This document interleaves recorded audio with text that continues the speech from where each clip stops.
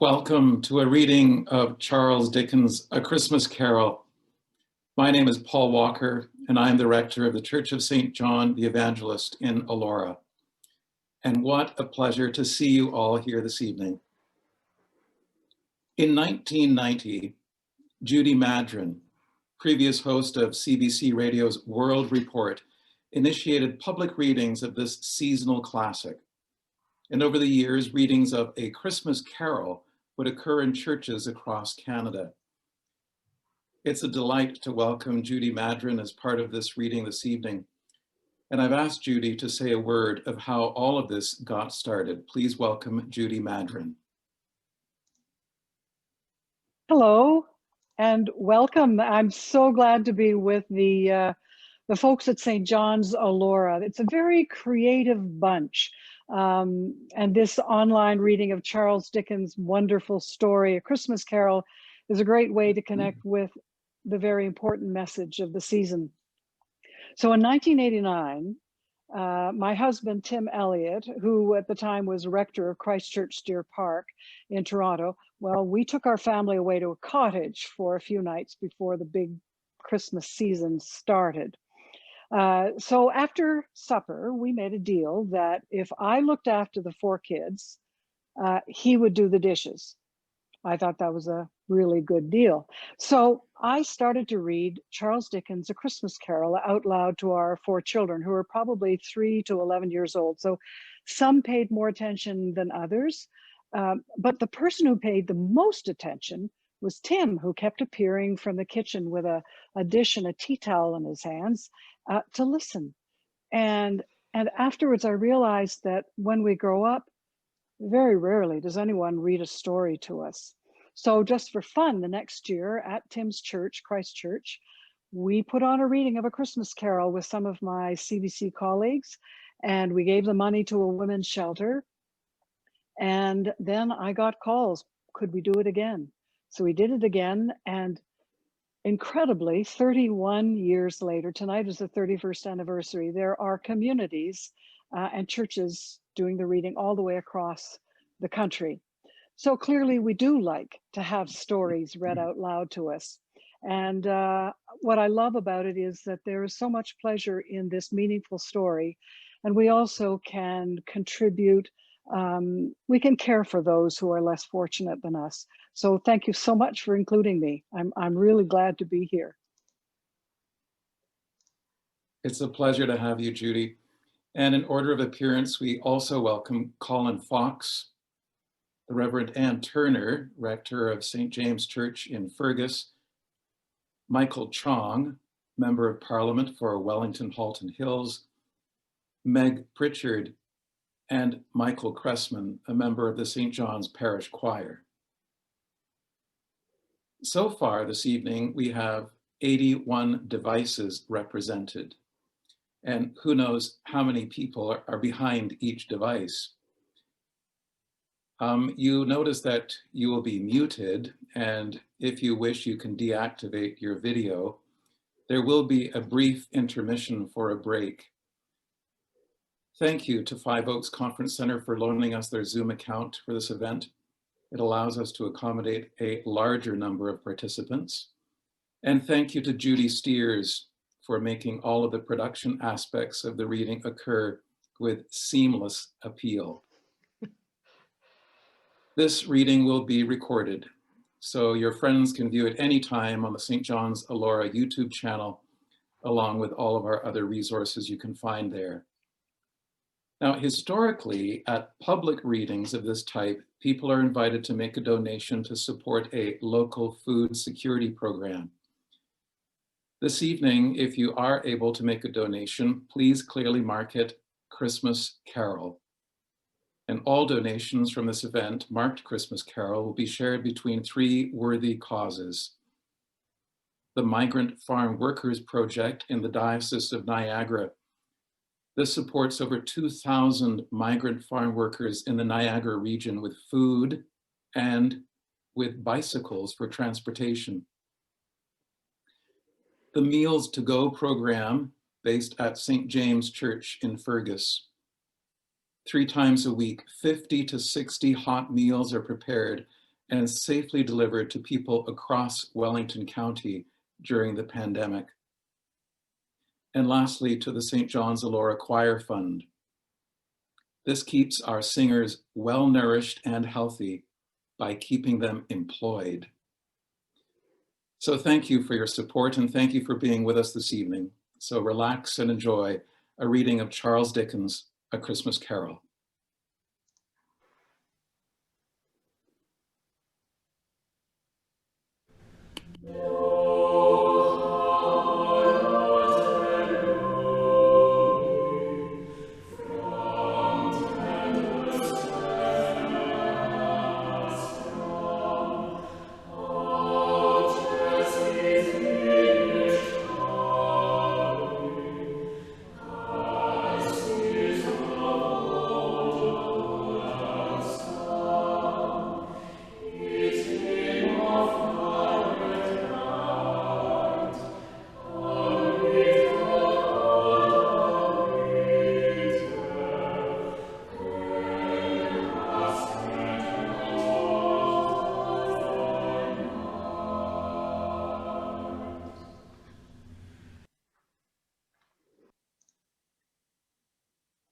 Marley was dead, to begin with.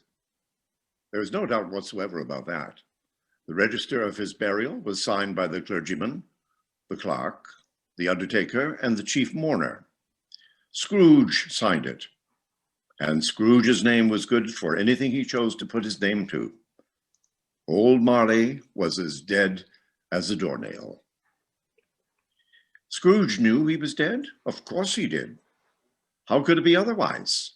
Scrooge and he were partners for I don't know how many years. Scrooge was his sole executor, his sole administrator, his sole assign, his sole residuary legatee, his sole friend, his sole mourner. Scrooge did not paint out old Marley's name, however. There it yet stood, years afterwards, above the warehouse door, Scrooge and Marley. The firm was known as Scrooge and Marley.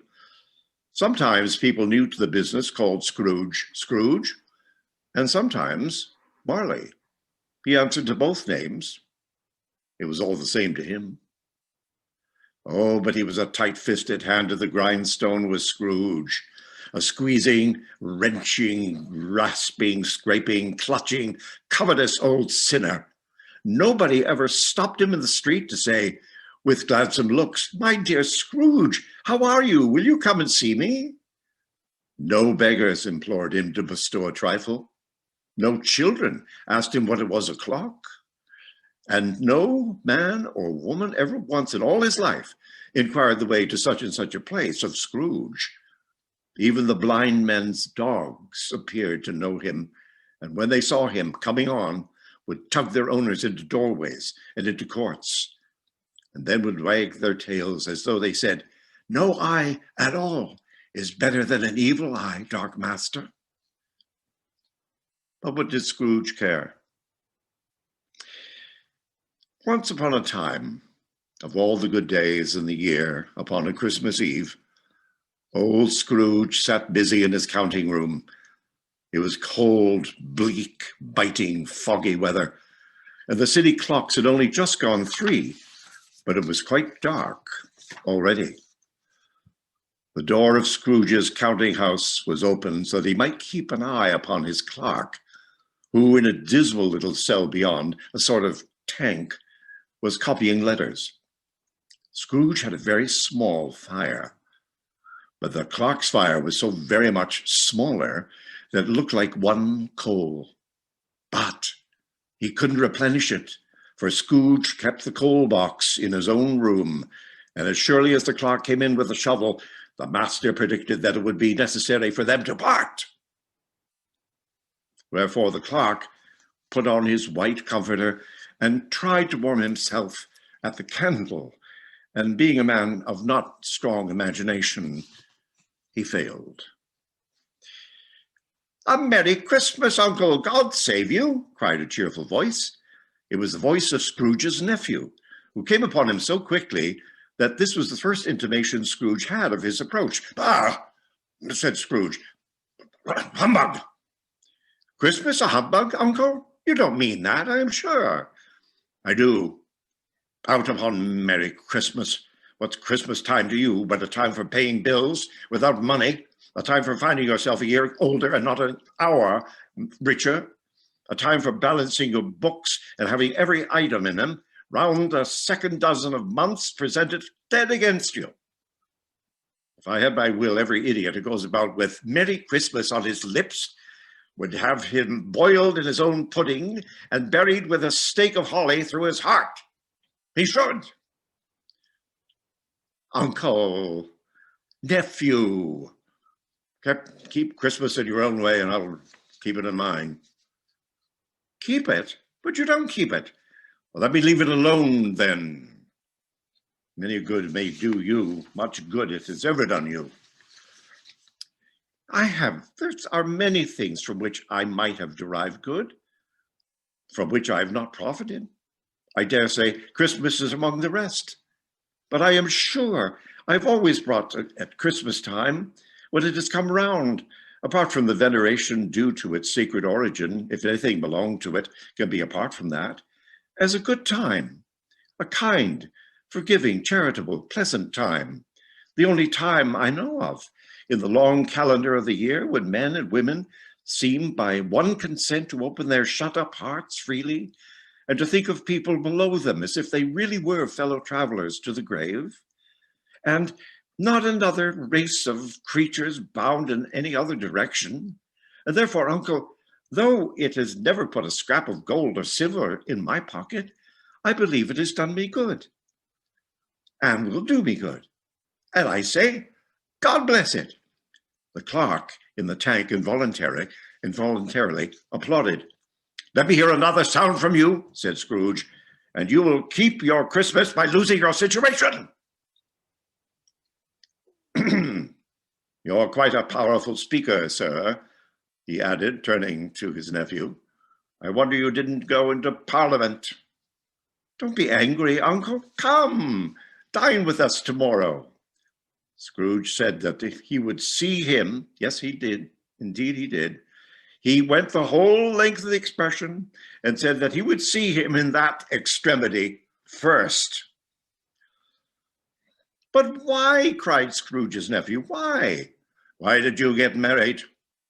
Because I fell in love. Because you fell in love, growled Scrooge, as if that were the only one thing in the world more ridiculous than a Merry Christmas. Good afternoon. Nay, uncle, but you never came to see me before that happened. Why give it a reason for not coming now? Good afternoon. I want nothing from you. I ask nothing of you. Why cannot we be friends? Good afternoon. I am sorry, with all my heart, to find you so resolute. We never had any quarrel to which I have been a party, but I have made the trial in homage to Christmas, and I'll keep my Christmas humor to the last. So Merry Christmas, uncle. Good afternoon, and a Happy New Year. Good afternoon. His nephew left the room without an angry word, notwithstanding. The clerk, in letting Scrooge's nephew out, had let two other people in.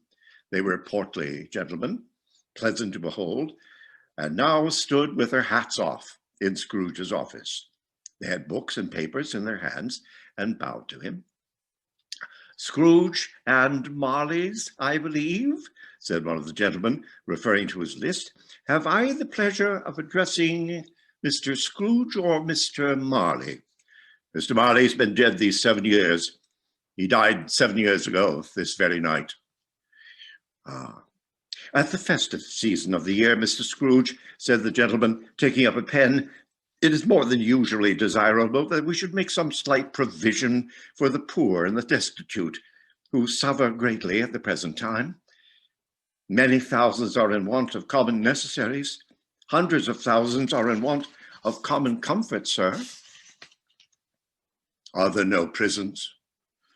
Plenty of prisons, but under the impression that they scarcely furnish Christian cheer of mind or body to the unoffending multitude, a few of us are endeavoring to raise a fund to buy the poor some meat and drink and means of warmth. We chose this time because it is a time of all others when want is terribly felt and abundance rejoices. What shall I put you down for? Nothing. You wish to be anonymous? I want to be left alone. Since you asked me what I wish, gentlemen, this is my answer. I don't make merry myself at Christmas, and I can't afford to make other idle people merry. I help to support the prisons and the workhouses.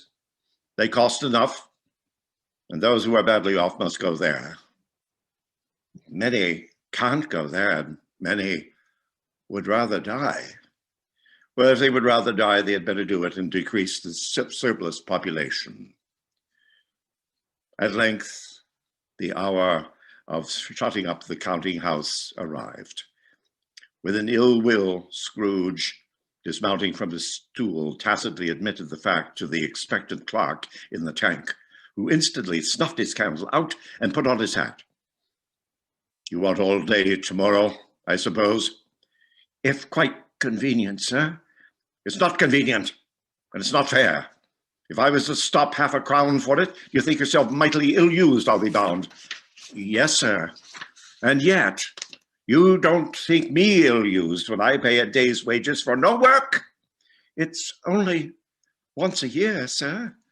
Yes, poor excuse for picking a man's pocket every 25th of December.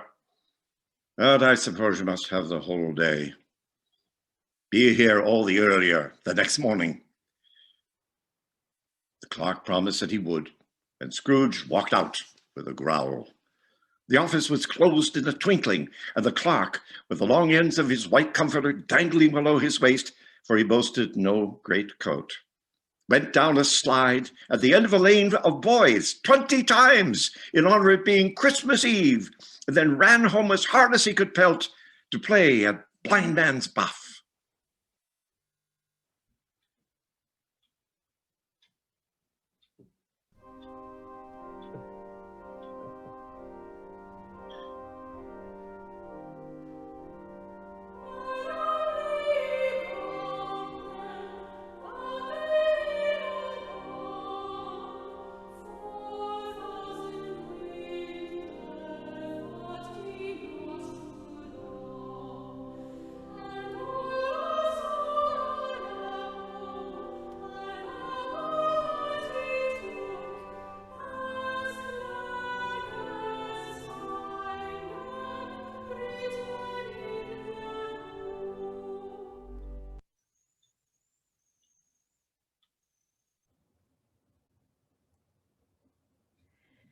Scrooge took his melancholy dinner in his usual melancholy tavern, and having read all the newspapers and beguiled the rest of the evening with his banker's book, went home to bed.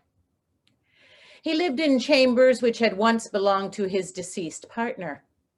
They were a gloomy suite of rooms in a lowering pile of building up a yard. The building was old enough now, and dreary enough, for nobody lived in it but Scrooge, the other rooms being all let out as offices.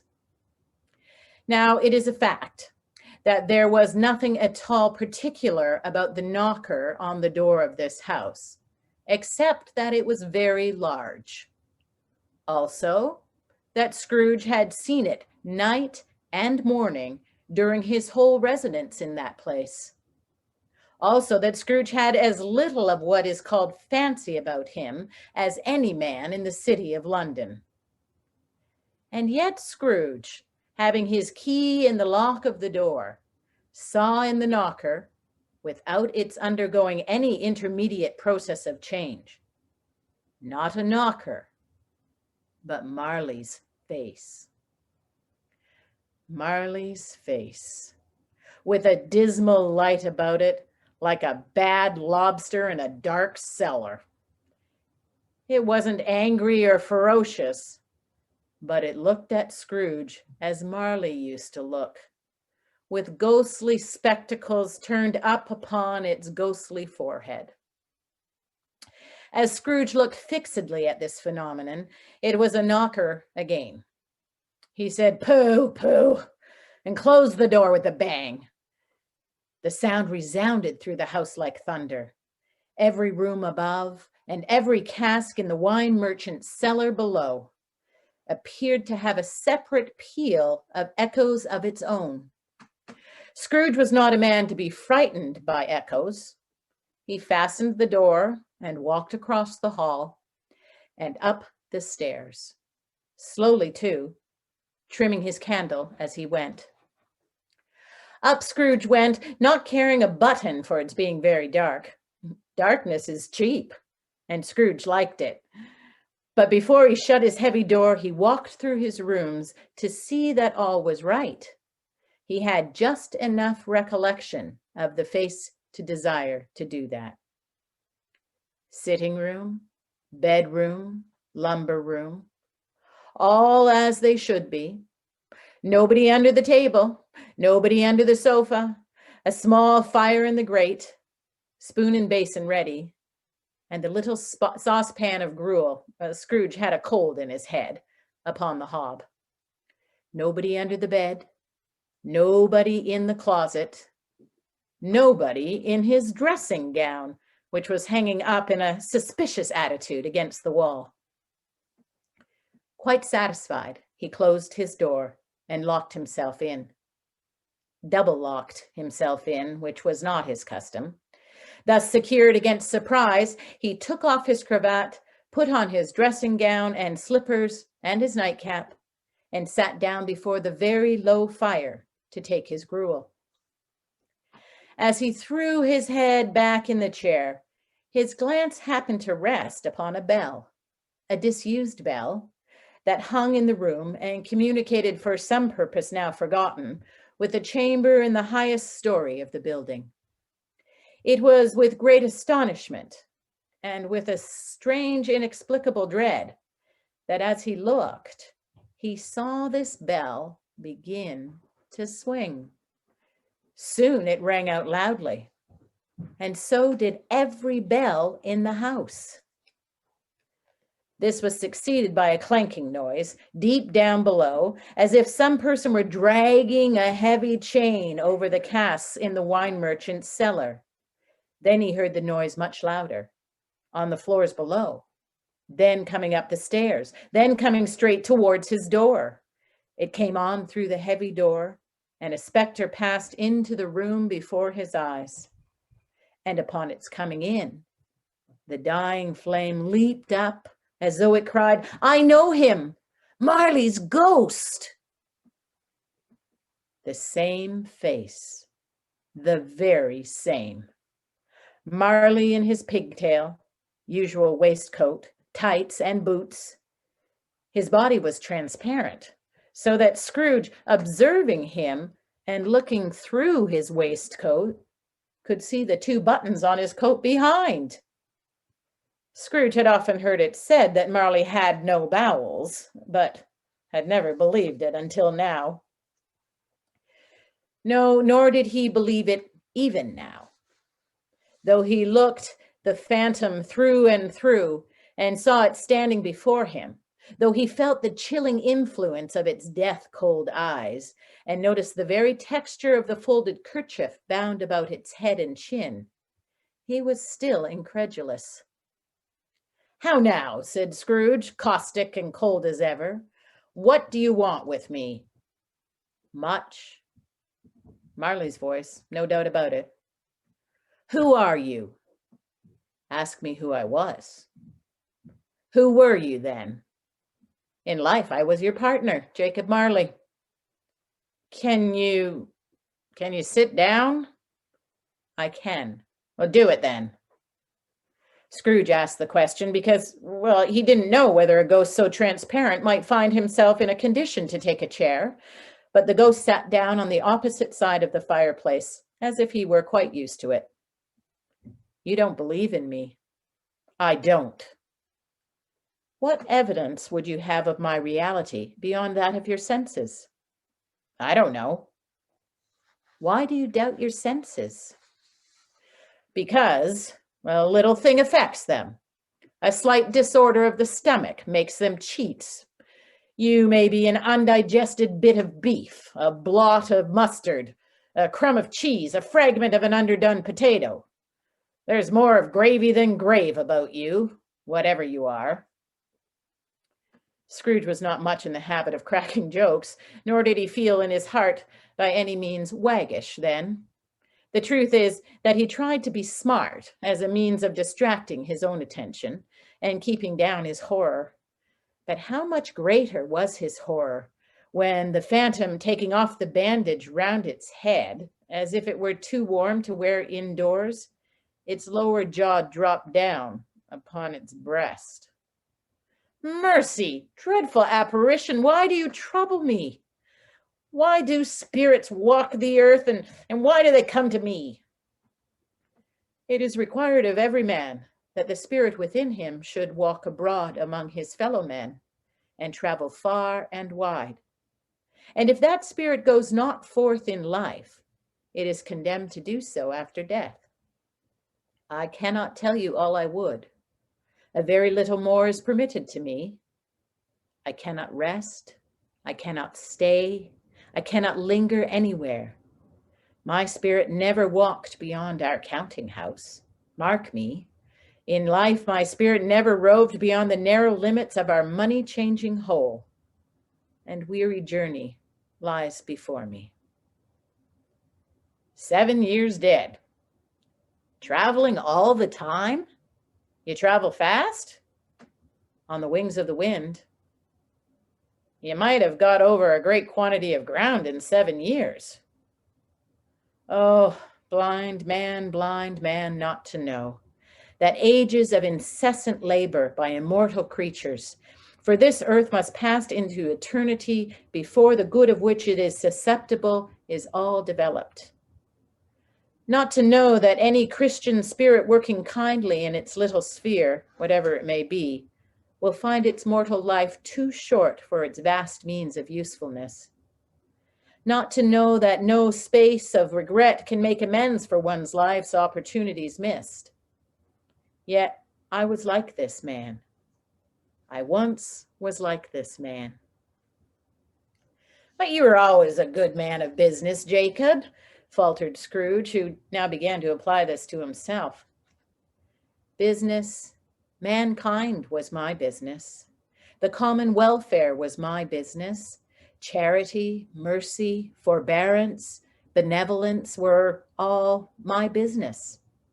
The dealings of my trade were but a drop of water in the comprehensive ocean of my business. It held up its chain at arm's length as if it were the cause of its unavailing grief, and flung it heavily down upon the ground. At this time of the rolling year, I suffer most. Why did I walk through crowds of fellow beings with my eyes turned down, and never raise them to that blessed star which led the wise men to a poor abode?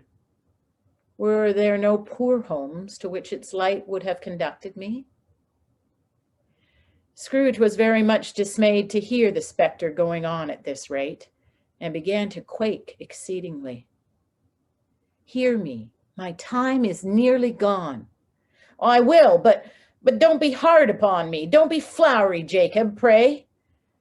I'm here tonight to warn you that you have yet a chance and hope of escaping my fate. A chance and hope of my procuring Ebenezer. You were always a good friend to me, thank ye. You will be haunted by 3 spirits.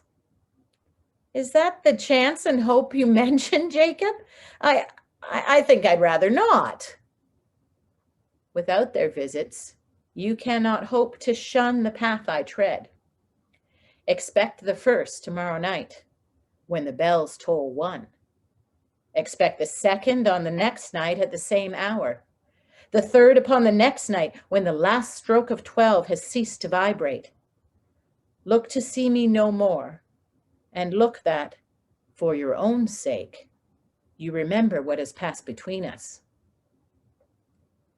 It walked backward from him.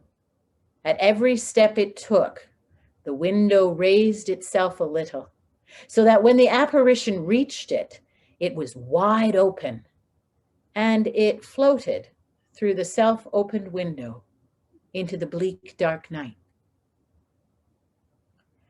Scrooge closed the window and examined the door by which the ghost had entered. It was double locked, as he had locked it with his own hands, and the bolts were undisturbed. Scrooge tried to say, "Humbug," but stopped at the first syllable.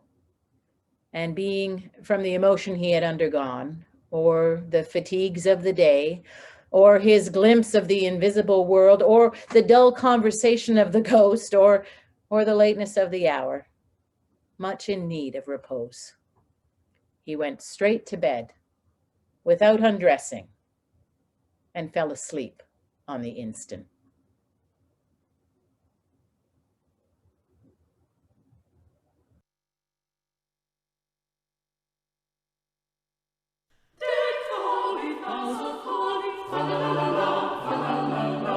Tis the season to be jolly, fa-la-la-la-la, fa-la-la-la. Through the meet-up dream the bird, fa-la-la-la, fa-la-la-la. Troll the ancient Christmas carol, fa-la-la-la, fa-la-la-la.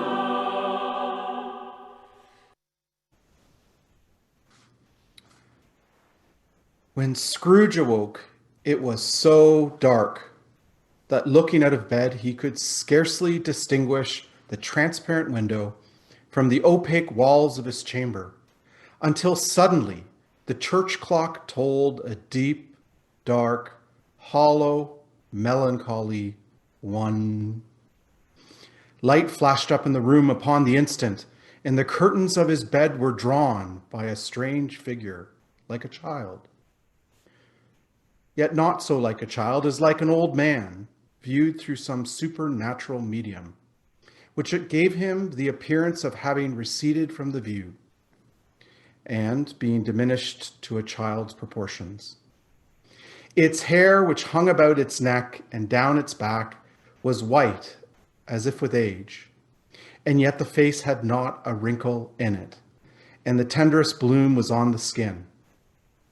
It held a branch of fresh green holly in its hand, and in singular contradiction of that wintry emblem, had its dress trimmed with summer flowers.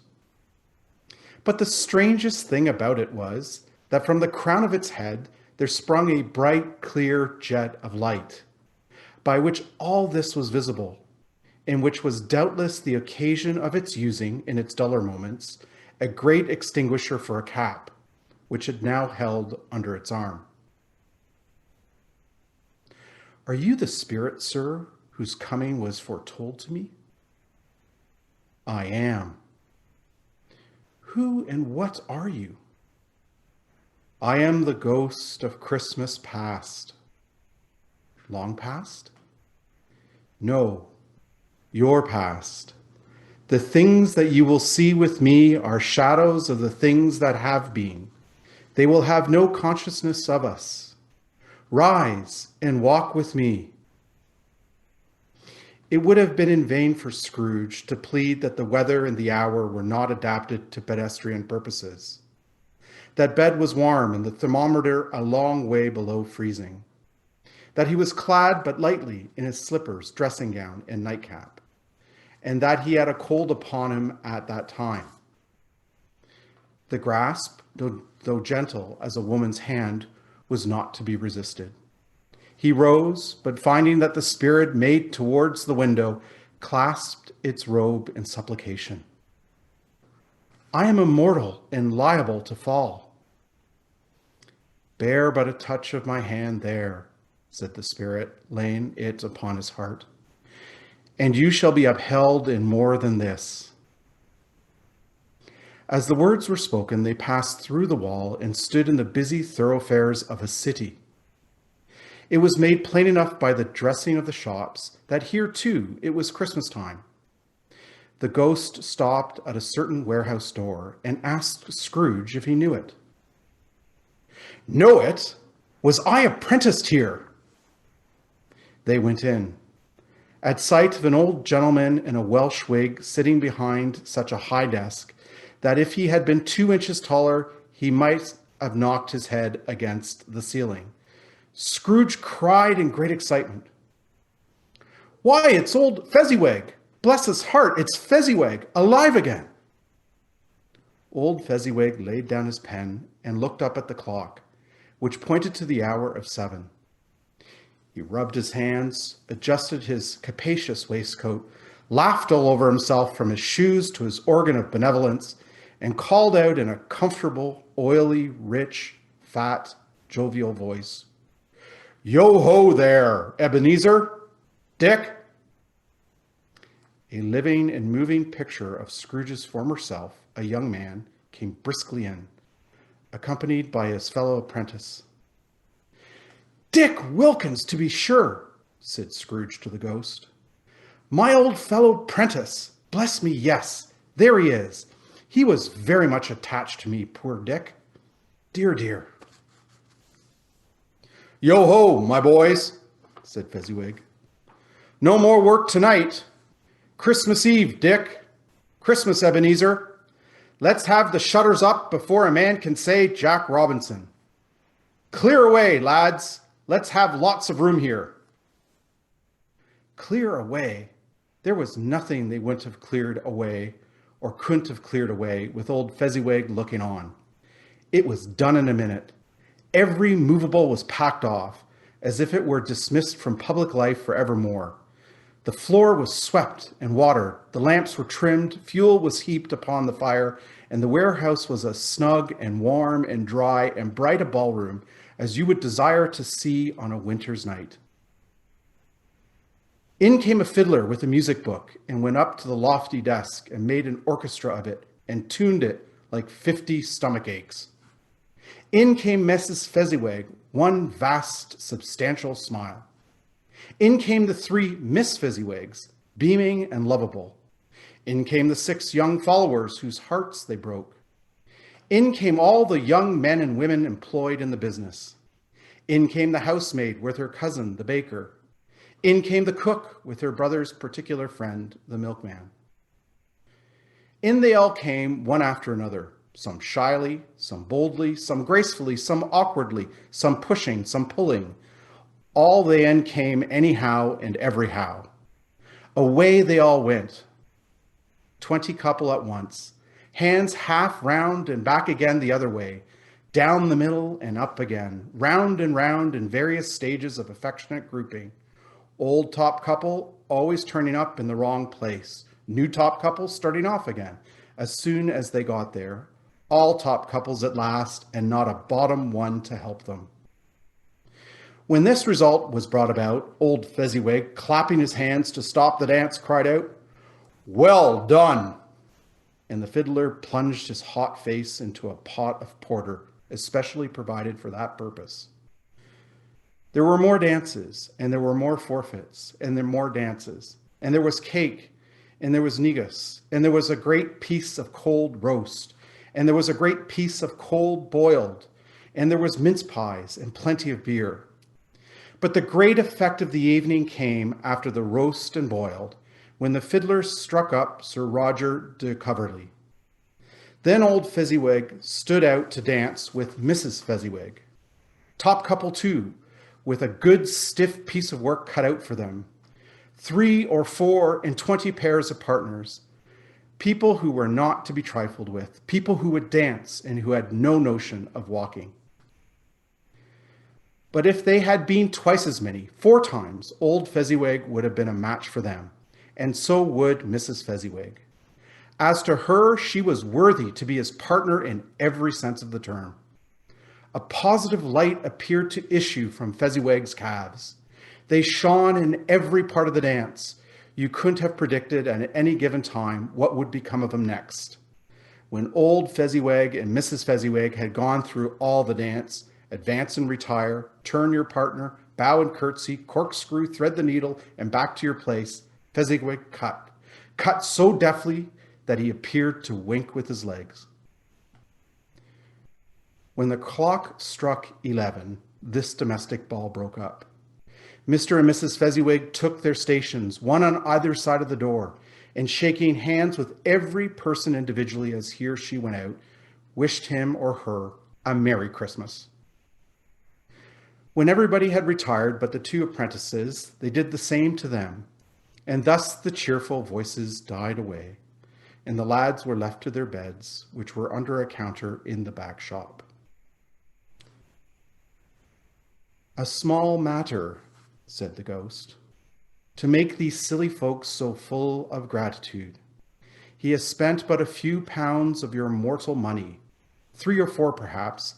Is that so much that he deserves this praise?" "It isn't that," said Scrooge, heated by the remark, and speaking unconsciously like his former, not his latter self. "It isn't that, Spirit. He has the power to render us happy or unhappy, to make our service light or burdensome, a pleasure or a toil. Say that his power lies in words and looks, in things so slight and insignificant that it is impossible to add or count them up. What then? The happiness he gives is quite as great as if it cost a fortune." He then felt the Spirit's glance and stopped. "What's the matter?" "Nothing particular." "Something, I think." No. "I should like to be able to say a word or two to my clerk just now, that's all." "My time grows short," observed the Spirit. "Quick." This was not addressed to Scrooge or to anyone whom he should see, but it produced an immediate effect. For again he saw himself. He was older now, a man in the prime of his life. He was not alone, but sat by the side of a fair young girl in a black dress, in whose eyes there were tears. "It matters little," she said softly to Scrooge's former self.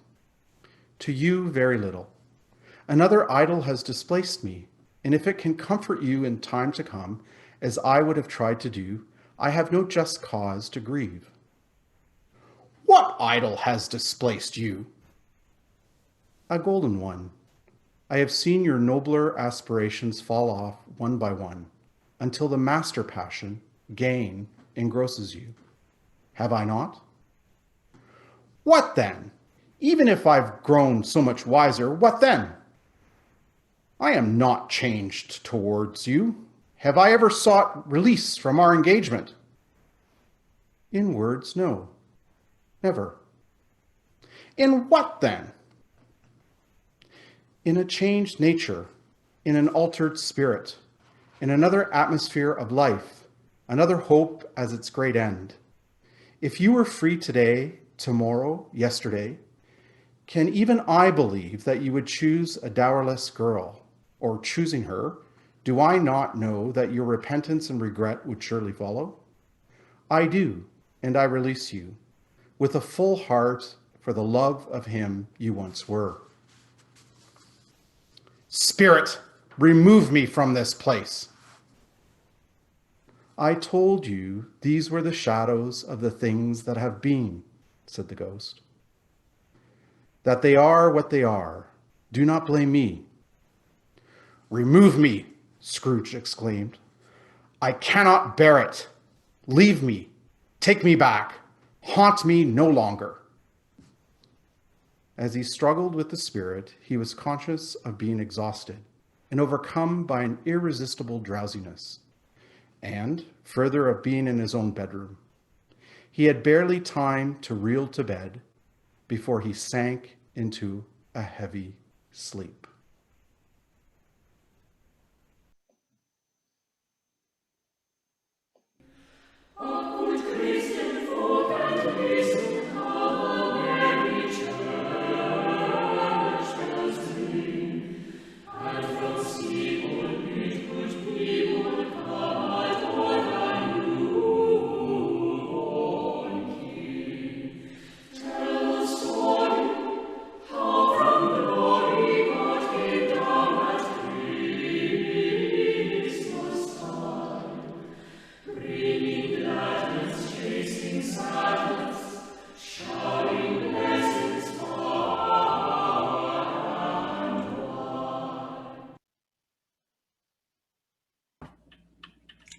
Scrooge awoke in his own bedroom.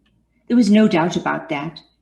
but it and his own adjoining sitting room, into which he shuffled in his slippers, attracted by a great light there, had undergone a surprising transformation.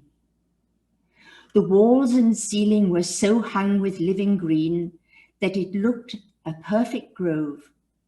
The leaves of holly, mistletoe, and ivy reflected back the light as if so many little mirrors had been scattered there, and such a mighty blaze went roaring up the chimney as that petrification of a hearth had never known in Scrooge's time or Marley's, or for many a winter season gone.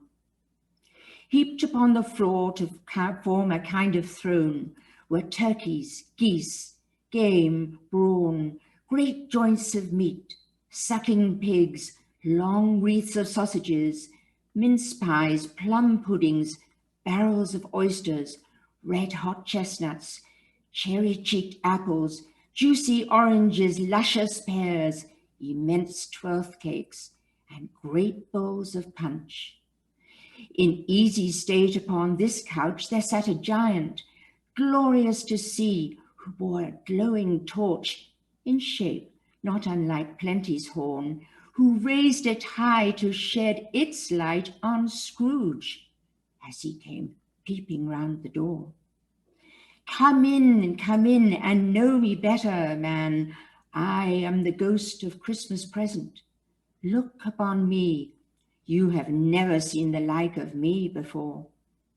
Never. Have never walked forth with the younger members of my family, meaning, for I am very young, my elder brothers, in these latter years, pursued the phantom. I don't think I have. I'm afraid I have not. Have you many brothers, Spirit? More than 1,800. A tremendous family to provide for. Spirit, conduct me where you will.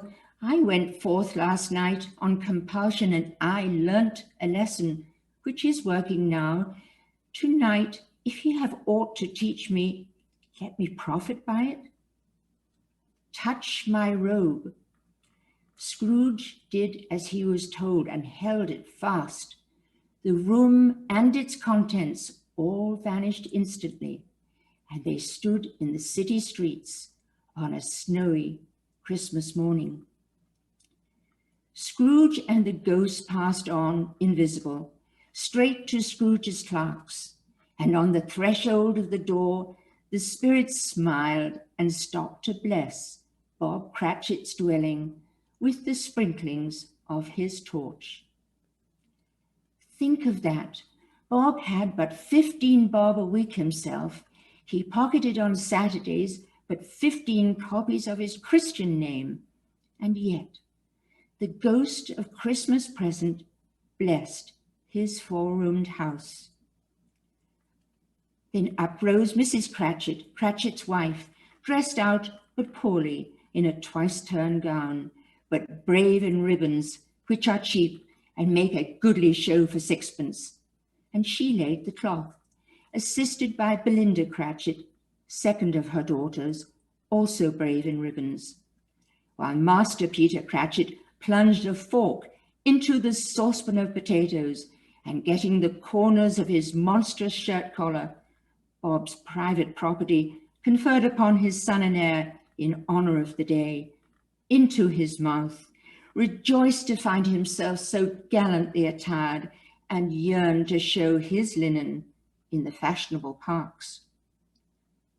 And now 2 smaller Cratchits, boy and girl, came tearing in, screaming that outside the baker's they had smelt the goose and known it for their own, and basking in luxurious thoughts of sage and onion, these young Cratchits danced about the table and exalted Master Peter Cratchit to the skies, while he, not proud, although his collars nearly choked him, blew on the fire until the slow potatoes, bubbling up, knocked loudly at the saucepan lid to be let out and peeled.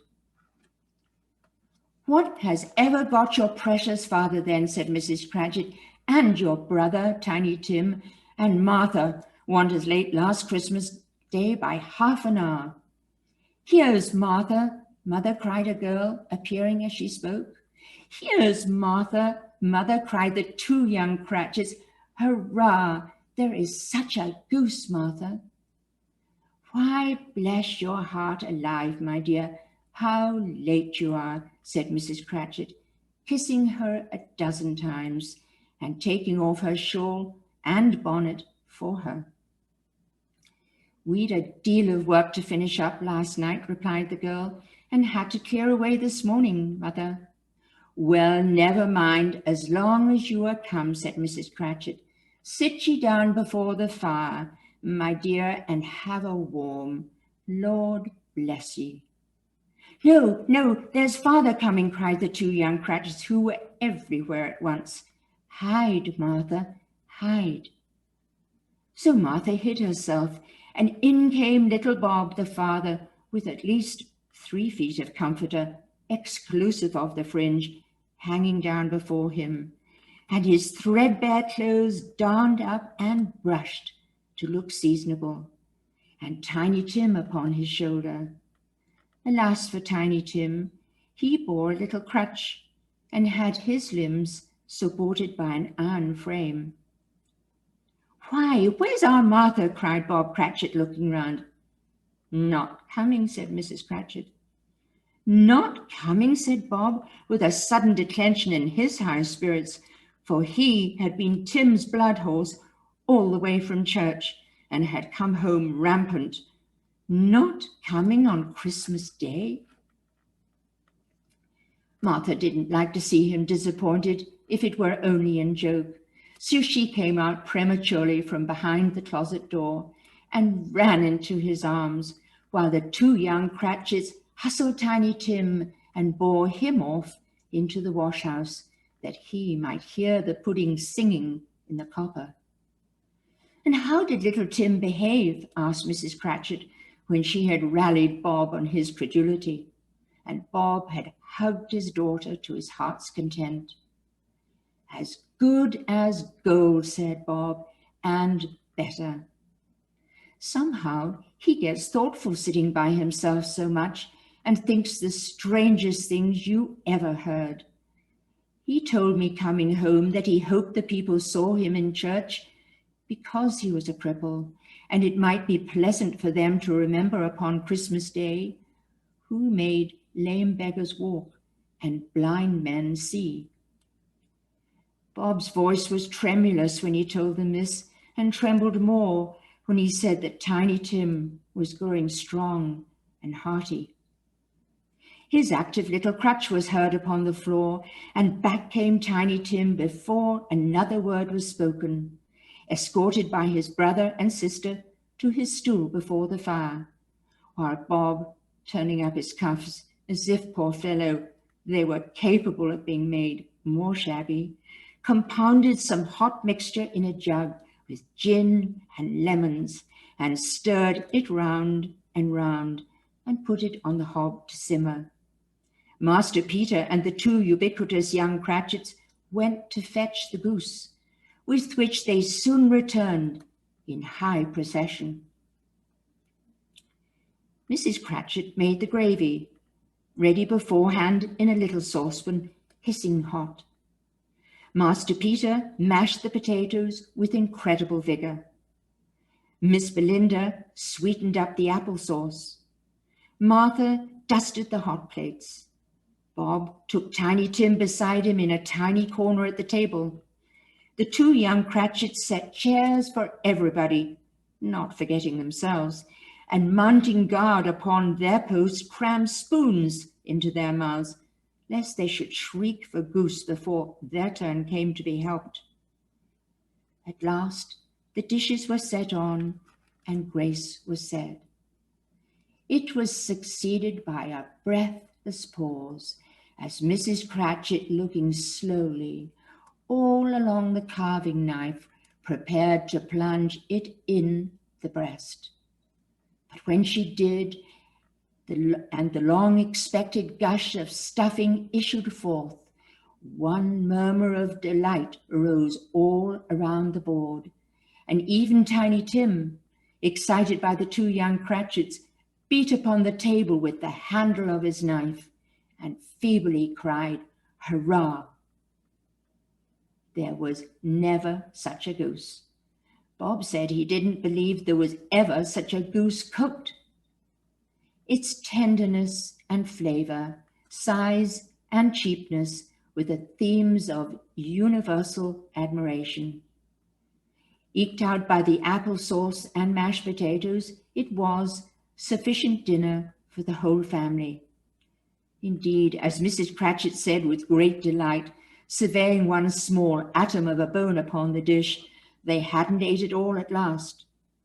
Yet everyone had had enough, and the youngest Cratchits in particular were steeped in sage and onion to the eyebrows.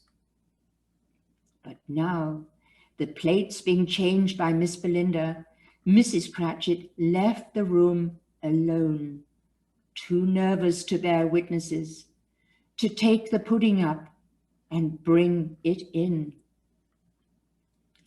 Suppose it should not be done enough. Suppose it should break in turning out.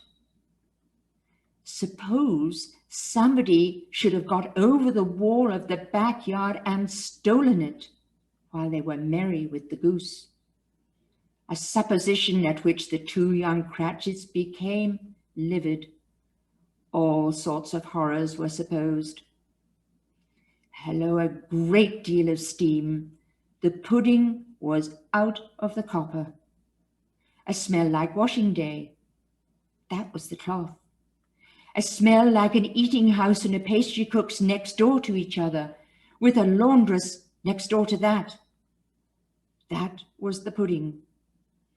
In half a minute, Mrs. Cratchit entered, flushed, but smiling proudly, with the pudding like a speckled cannonball, so hard and firm, blazing with half and quartern of ignited brandy, and bedight with Christmas holly stuck into the top. Oh, a wonderful pudding. Bob Cratchit said, and calmly too, that he regarded it as the greatest success achieved by Mrs. Cratchit since their marriage. Mrs. Cratchit said that now the weight was off her mind, she would confess she'd had doubts about the quantity of flour. Everybody had something to say about it, but nobody said or thought it was at all a small pudding for a large family. Any Cratchit would have blushed to hint at such a thing. At last the dinner was all done. The cloth was cleared, the hearth swept, and the fire made up. The compound in the jug being tasted and considered perfect, apples and oranges were put upon the table, and a shovel full of chestnuts on the fire. Then all the Cratchit family drew around the hearth in what Bob Cratchit called a circle. And at Bob Cratchit's elbow stood the family display of glass, 2 tumblers and a custard cup without a handle. These held the hot stuff from the jug, however, as well as golden goblets would have done. And Bob served it out with beaming looks, while the chestnuts on the fire sputtered and crackled noisily. Then Bob proposed, "A Merry Christmas to us all, my dears. God bless us," which all the family re-echoed. "God bless us, every one," said Tiny Tim, the last of all. He sat very close to his father's side upon his little stool. Bob held his withered little hand in his, as if he loved the child and wished to keep him by his side, and dreaded that he might be taken from him. Scrooge raised his head speedily on hearing his own name. "Mr. Scrooge," said Bob, "I'll give you Mr. Scrooge, the founder of the feast." "The founder of the feast, indeed," cried Mrs. Cratchit, reddening. I wish I'd had him here. I'd give him a piece of my mind to feast on, and I'd hope he'd have a good appetite for it. My dear, said Bob, the children, Christmas Day. It should be Christmas Day, I'm sure, said she, on which one drinks the health of such an odious, stingy, hard, unfeeling man as Mr. Scrooge. You know he is, Robert. Nobody knows it better than you do, poor fellow. My dear, was Bob's mild answer, Christmas Day. I'll drink his health for your sake and the day's, said Mrs. Cratchit, not for his. A long life to him, a Merry Christmas and a Happy New Year. He'll be very merry and very happy, I have no doubt. The children drank the toast after her. It was the first of their proceedings, which had no heartiness in it. Tiny Tim drank it last of all, but he didn't care twopence for it. Scrooge was the ogre of the family. The mention of his name cast a dark shadow on the party, which was not dispelled for a full 5 minutes. After it had passed away, they were 10 times happier than before, from the mere relief of Scrooge the baleful being done with. Bob Cratchit told them how he had a situation in his eye for Master Peter, which could bring in, if obtained, a full 5 and 6pence weekly.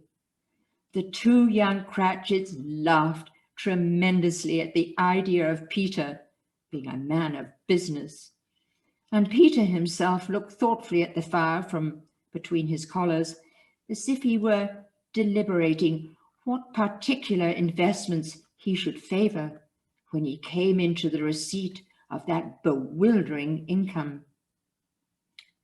Martha, who was a poor apprentice at a milliner's, then told them what kind of work she had to do and how many hours she worked at a stretch, and how she meant to lie in bed tomorrow morning for a good long rest, tomorrow being a holiday she passed at home. Also how she'd seen a countess and a lord some days before, and how the lord was much about as tall as Peter, at which Peter pulled up his collar so high you couldn't have seen his head if you'd been there. All this time, the chestnuts and the jug went round and round, and by they had a song about a lost child travelling in the snow from Tiny Tim, who had a plaintive little voice and sang it very well indeed. There was nothing of high mark in this. They were not a handsome family. They were not well dressed. Their shoes were far from being waterproof. Their clothes were scanty. And Peter might have known, and very likely did, the inside of a pawnbroker's. But they were happy, grateful, pleased with one another, and contented with the time. And when they faded and looked happier yet in the bright sprinklings of the spirit torch at parting, Scrooge had his eye upon them, and especially on Tiny Tim until the last.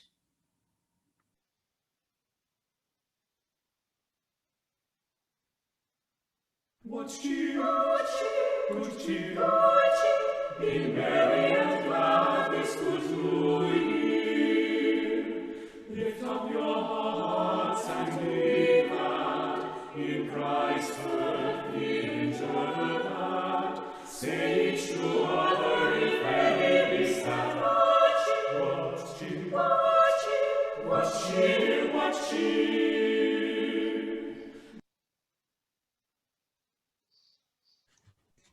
It was a great surprise to Scrooge, as this scene vanished, to hear a hearty laugh.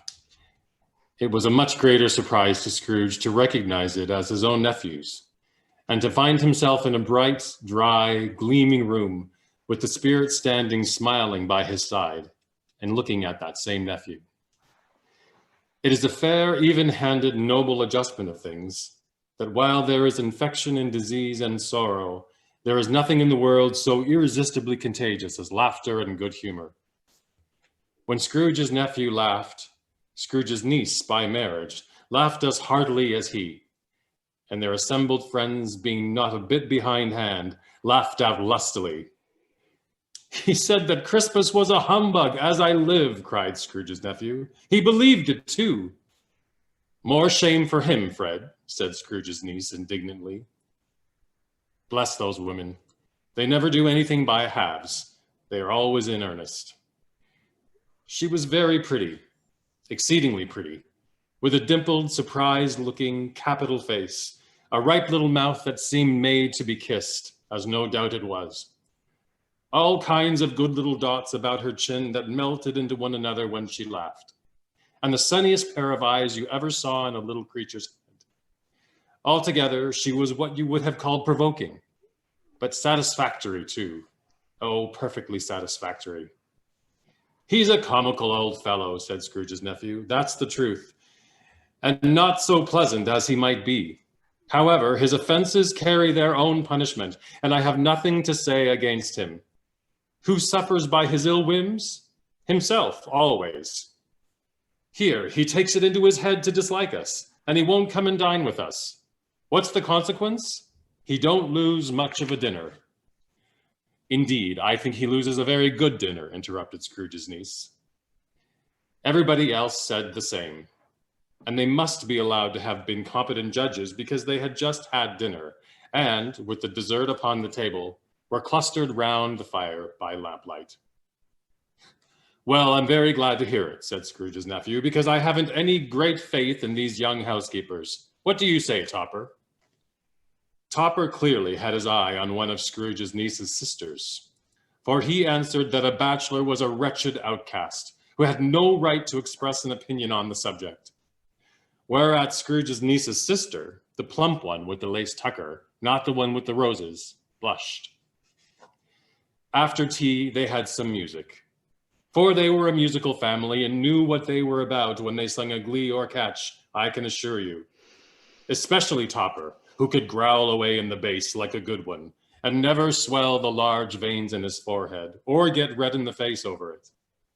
But they didn't devote the whole evening to music. After a while, they played at forfeits, for it is good to be children sometimes, and never better than at Christmas, when its mighty founder was a child himself. There was first a game at blind man's buff, though, and I no more believe Topper was really blinded than I believe he had eyes in his boots. Because the way in which he went after that plump sister in the lace tucker was an outrage at the credulity of human nature. Knocking down the fire irons, tumbling over the chairs, bumping up against the piano, smothering himself among the curtains. Wherever she went, there went he. He always knew where the plump sister was. He wouldn't catch anybody else. If you had fallen up against him, as some of them did, and stood there, he would have made a feint of endeavoring to seize you, which would have been an affront to your misunderstanding, and would instantly have sidled off in the direction of the plump sister. "Here is a new game," said Scrooge. "1 half-hour, Spirit, only one." It was a game called Yes and No, where Scrooge's nephew had to think of something, and the rest must find out what. He only answered to their questions yes and no, as the case was. The fire of questioning to which he was exposed elicited from him that he was thinking of an animal, a live animal, rather a disagreeable animal, a savage animal, an animal that growled and grunted sometimes, and talked sometimes, and lived in London, and walked about the streets, and wasn't made a show of, and wasn't led by anybody, and didn't live in a menagerie, and was never killed in a market, and was not a horse, or an ass, or a cow, or a bull, or a tiger, or a dog, or a pig, or a cat, or a bear. At every new question put to him, his nephew burst into a fresh roar of laughter, and was so inexpressibly tickled that he was obliged to get up off the sofa and stamp. At last the plump sister cried out, "I have found it! I know what it is, Fred. I know what it is. What is it? Cried Fred. It's your Uncle Scrooge, which it certainly was. Admiration was the universal sentiment, though some objected that the reply to, is it a bear, ought to have been yes. Uncle Scrooge had imperceptibly become so gay and light of heart that he would have drank to the unconscious company in an inaudible speech. But the whole scene passed off in the breath of the last words spoken by his nephew, and he and the spirit were again upon their travels. Much they saw, and far they went, and many homes they visited, but always with a happy end. The spirit stood beside sick beds, and they were cheerful. On foreign lands, and they were close at home. By struggling men, and they were patient in their greater hope. By poverty, and it was rich. In almhouse, hospital, and jail, in misery's every refuge, where vain man in his little brief authority had not made fast the door and barred the spirit out, he left his blessing and taught Scrooge his precepts. Suddenly, as they stood together in an open place, the bells struck 12. Scrooge looked about him for the ghost and saw it no more.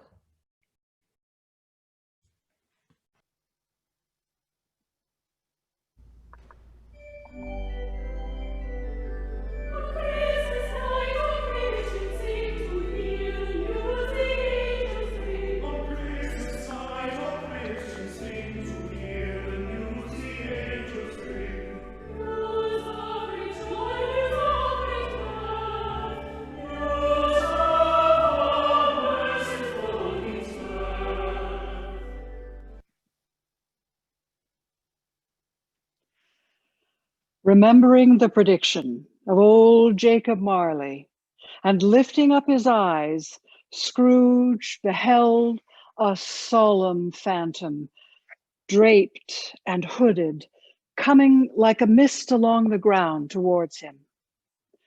The phantom slowly, gravely, silently approached. When it came near him, Scrooge bent down upon his knee, for in the air through which this spirit moved, it seemed to scatter gloom and mystery. It was shrouded in a deep black garment, which concealed its head, its face, its form, and left nothing of it visible, save one outstretched hand. He knew no more, for the spirit neither spoke nor moved. I am in the presence of the ghost of Christmas yet to come, ghost of the future. I fear you more than any specter I have seen, but as I know your purpose is to do me good, and as I hope to live to be another man from what I was, I am prepared to bear you company and do it with a thankful heart. Will you not speak to me? It gave him no reply. The hand was pointed straight toward them. Lead on, the night is waning fast, and it is precious time to me, I know. Lead on, spirit. They scarcely seemed to enter the city, for the city rather seemed to spring up about them. But there they were in the heart of it, on 'change amongst the merchants. The spirit stopped beside one little knot of businessmen. Observing that the hand was pointed to them, Scrooge advanced to listen to their talk. "No," said a great fat man with a monstrous skin. "Don't know much about it. Either way, I only know he's dead." "When did he die?" inquired another. "Last night, I believe." "Why? What was the matter with him? I thought he'd never die." "God knows," said the first with a yawn. "What's he done with his money?" asked a red-faced gentleman. "Haven't heard," said the man with the large chin. "Company, perhaps. Hasn't left it to me. That's all I know. Bye-bye." Scrooge was at first inclined to be surprised that the spirit should attach importance to conversation apparently so trivial, but feeling assured that it must have some hidden purpose, He set himself to consider what it was likely to be.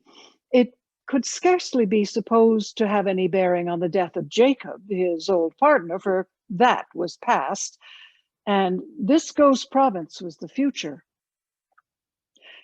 He looked about in that very place for his own image, but another man stood in his accustomed corner, and though the clock pointed to the usual time for being there, he saw no likeness of himself among the multitudes that poured in through the porch.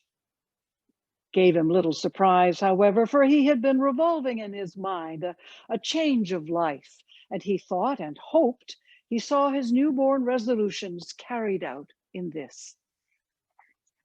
They left this busy scene and went into an obscure part of the town to a low shop where iron, old rags, bottles, bones, and greasy offal were bought by a gray-haired rascal of great age who sat smoking his pipe. Scrooge and the Phantom came into the presence of this man just as a woman with a heavy bundle slunk into the shop, but she had scarcely entered when another woman, similarly laden, came in too, and she was closely followed by a man in faded black. After a short period of blank astonishment, in which the old man with the pipe had joined them, they all three burst into a laugh. "Let the charwoman alone to be the first," cried she who had entered first. "Let the laundress alone to be second, and let the undertaker's man alone to be the third. Look here, old Joe, here's a chance, if we haven't all three met here without meaning it." You couldn't have met in a better place. You were made free of it long ago, you know, and the other two ain't strangers. What have you got to sell? What have you got to sell?" "Half a minute's patience, Joe, and you shall see. What odds then? What odds, Mrs. Dilber," said the woman. "Every person has a right to take care of themselves. He always did. Who's the worse for the loss of a few things like these? Not a dead man, I suppose." Mrs. Dilber, whose manner was remarkable for general agreement, said, "No, indeed, ma'am. If he wanted to keep him after he was dead, wicked old screw, why wasn't he natural in his lifetime? If he had been, he would have had somebody to look after him when he was struck with death, instead of lying gasping out his last there alone by himself. It's the truest word was ever spoke. It's a judgment on him. I wish it was a little heavier judgment, and it should have been, you may depend upon it, if I could have laid my hands on anything else. Open that bundle, old Joe. Let me know the value of it. Speak out plain. I'm not afraid to be the first, nor afraid for them to see it." Joe went down on his knees for the greater convenience of opening the bundle and dragged out a large and heavy roll of some dark stuff. "What do you call this?" "Bed curtains." "Ah, bed curtains. Don't drop that oil upon the blankets now." "His blankets? Whose else's do you think? He isn't likely to take cold without 'em, I dare say. Ah, you may look through that shirt till your eyes ache, but you won't find a hole in it, nor a threadbare place. It's the best he had, and a fine one too. They'd have wasted it by dressing him up in it if it hadn't been for me." Scrooge listened to this dialogue in horror. "Spirit, I see. The case of this unhappy man might be my own. My life tends that way now. Merciful heavens, what is this?" The scene had changed, and now he almost touched a bare, uncurtained bed. A pale light rising in the outer air fell straight upon this bed, and on it, unwatched, unwept, uncared for, was the body of this plundered man, unknown. "Spirit, Let me see some tenderness connected with the death, or this dark chamber spirit will be forever present with me. The ghost conducted him to poor Bob Cratchit's house, the dwelling he had visited before, and found the mother and the children seated round the fire. Quiet, very quiet. The noisy little Cratchits were as still as statues in one corner, and sat looking up at Peter, who had a book before him. The mother and her daughters were engaged in needlework, but surely they were very quiet. And he took a child and set him in the midst of them. Where had Scrooge heard these words? He had not dreamed them. The boy must have read them out as he and the spirit crossed the threshold. Why did he not go on? The mother laid her work upon the table and put her hand up to her face. The color hurts my eyes, she said. The color. Oh, poor Tiny Tim.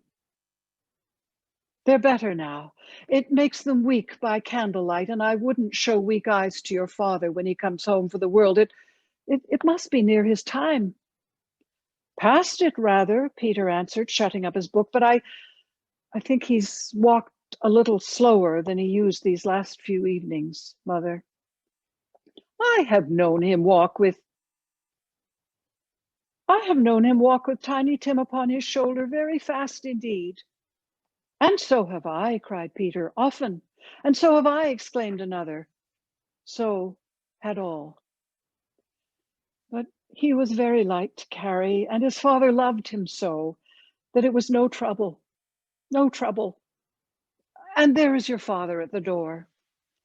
She hurried out to meet him, and little Bob, in his comforter, he had need of it, poor fellow, came in. His tea was ready for him on the hob, and they all tried who should help him to it most. Then the two young Cratchits got upon his knees and laid each child a little cheek against his face, as if they said, "Don't mind it, Father, don't be grieved." Bob was very cheerful with them and spoke pleasantly to all the family. He looked at the work upon the table and praised the industry and speed of Mrs. Cratchit and the girls. They would be done long before Sunday, he said. Sunday?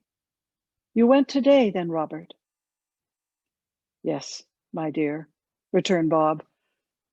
I wish you could have gone. It would have done you good to see how green a place it is. But you'll see it often. I promised him that I would walk there on a Sunday. My little child. My little child. He broke down all at once. He couldn't help it. If he could have helped it, he and his child would have been farther apart, perhaps, than they were. Spectre, said Scrooge. Something informs me that our parting moment is at hand. I know it, but I know not how. Tell me, what man that was with the covered face whom we saw lying dead? The ghost of Christmas yet to come conveyed him to a dismal, wretched, ruinous churchyard. The spirit stood among the graves and pointed down to one. Before I draw nearer to that stone to which you point, answer me one question. Are these the shadows of the things that will be, or are they shadows of the things that may be only? Still, the ghost pointed downward to the grave by which it stood. Men's courses will foreshadow certain ends to which, if persevered in, they must lead. But if the courses be departed from, the ends will change.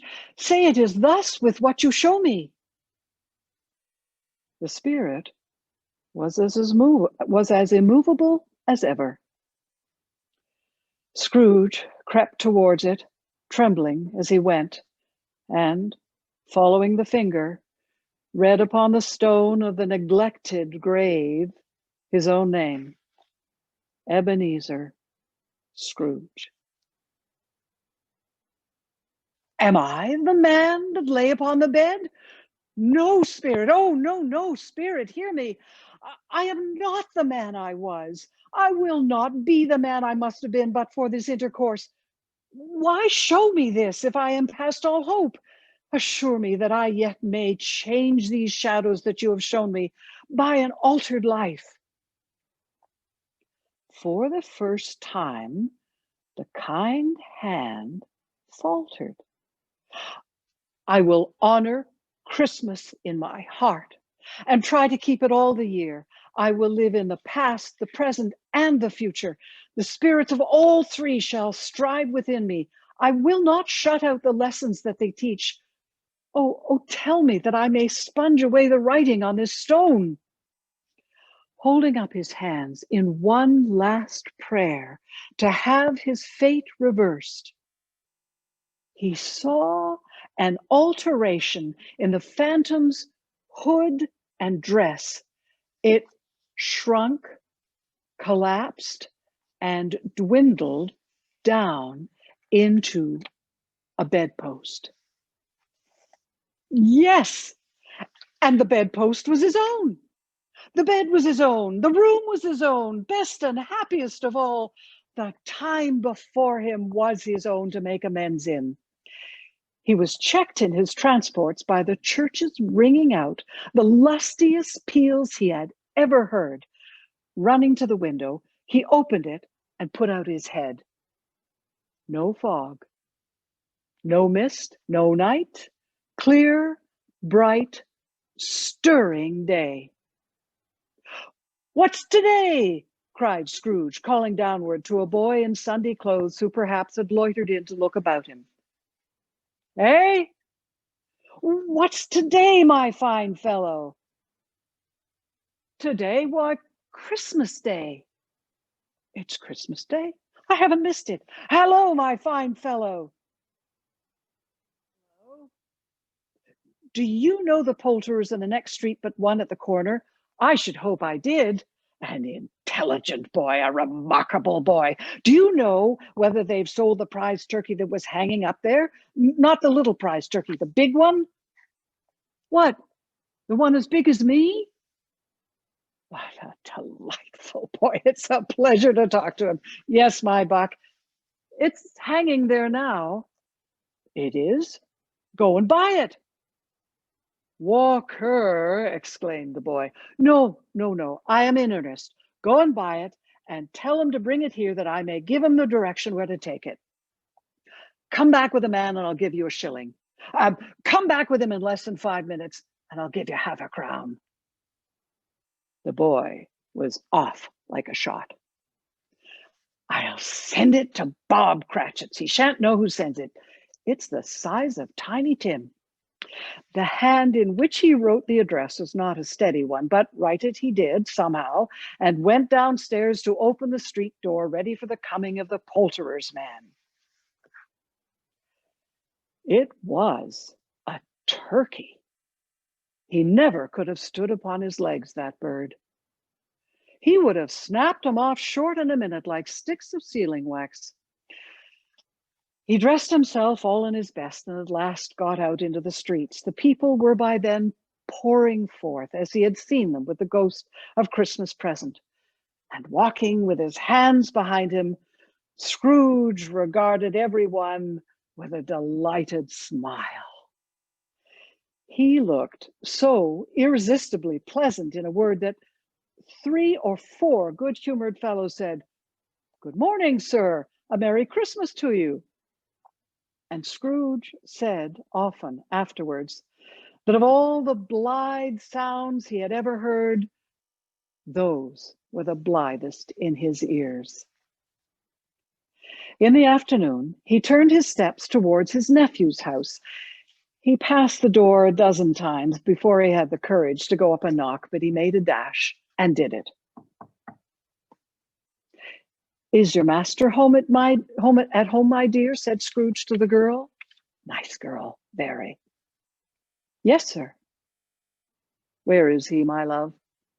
He's in the dining room, sir, along with the mistress. He knows me, said Scrooge, with his hand already on the dining room lock. I'll go in here, my dear. Fred. Why, bless my soul, cried Fred. Who's that? It's I, your Uncle Scrooge. I've come to dinner. Will you let me in, Fred? Let him in? It's a mercy he didn't shake his arm off. He was at home in 5 minutes. Nothing could be heartier. His niece looked just the same. So did Topper when he came. So did the plump sister when she came. So did everyone when they came.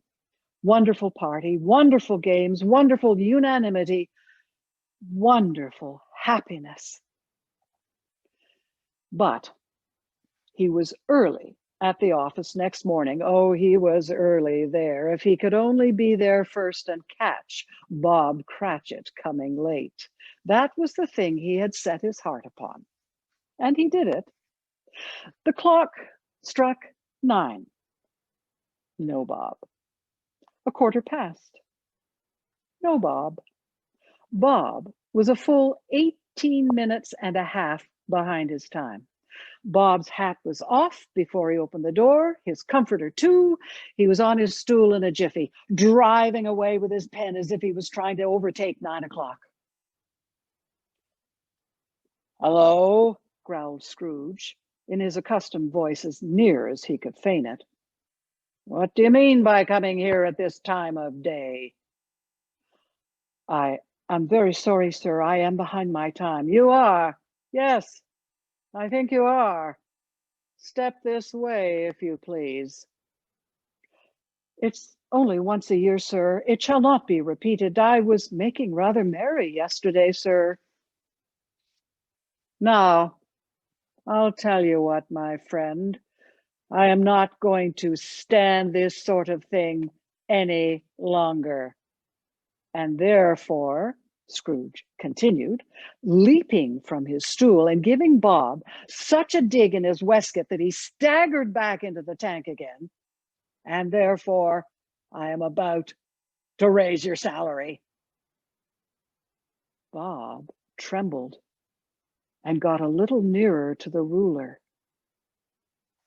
A Merry Christmas, Bob, said Scrooge with an earnestness that could not be mistaken as he clapped him on the back. A merrier Christmas, Bob, my good fellow, than I have given you for many a year. I'll raise your salary and endeavor to assist your struggling family, and we will discuss your affairs this very afternoon over a Christmas bowl of smoking bishop, Bob. Make up the fire and buy a second coal scuttle before you dot another I, Bob Cratchit. Scrooge was better than his word. He did it all and infinitely more, and to Tiny Tim, who did not die. He was a second father. He became as good a friend, as good a master, and as good a man as the good old city knew, or any other good old city, town, or borough in the good old world. Some people laughed to see the alteration in him, but his own heart laughed, and that was quite enough for him. He had no further intercourse with spirits, but lived in that respect upon the total abstinence principle ever afterwards. And it was always said of him that he knew how to keep Christmas well if any man alive possessed the knowledge. May that be truly said of us and all of us. And so, as Tiny Tim observed, God bless us, everyone,